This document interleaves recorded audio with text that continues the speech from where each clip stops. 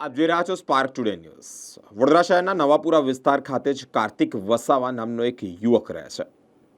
હોકીમાં સાથે ક્રિકેટમાં અને અન્ય ગેમોમાં તે રસ ધરાવે છે। 27 વર્ષીય આ યુવાન જેનું નામ કાર્તિક વસાવા છે, તેણે કેરમમાં ખૂબ જાજો ઇન્ટરેસ્ટ છે।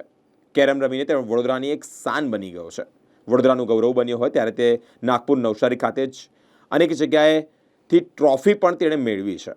ટ્રોફી લઈને આવતા જ પરિવારમાં ખુશીનો માહોલ જોવા મળી રહ્યો છે। નેશનલમાં ગ્વાલિયર એટલે કે એમપી ખાતે જ તે નેશનલ રમવા જઈ રહ્યો છે। વડોદરા શહેર માટે આ ગૌરવની બાબત છે।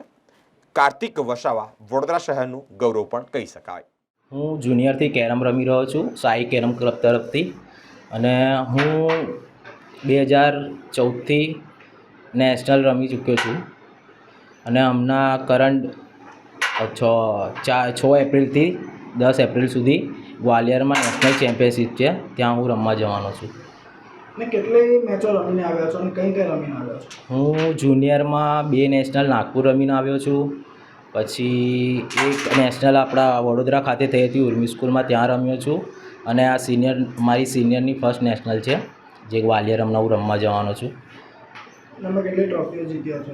હું હમણાં 6 ઓગસ્ટ થઈ હતી નવસારીમાં ગુજરાત, એના અંદર હું અને અમારી ક્લબના જ પ્લેયર બધા જોડે રમવા ગયા હતા, ત્યાં આગળ હું ગુજરાત ચેમ્પિયન બન્યો હતો।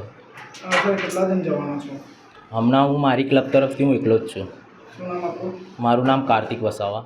અમારી ક્લબ નવાપુરા હરિજનવાસમાં છે, અને અમારી ક્લબમાં 25 થી 30 મેમ્બર છે, અને લગભગ 5 થી 7 વર્ષથી રમે છે અહીંયા આગળ બધા ભેગા થઈને।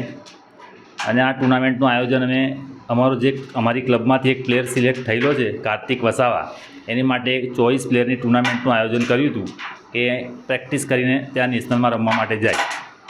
કેવું અનુભવો છો તમે?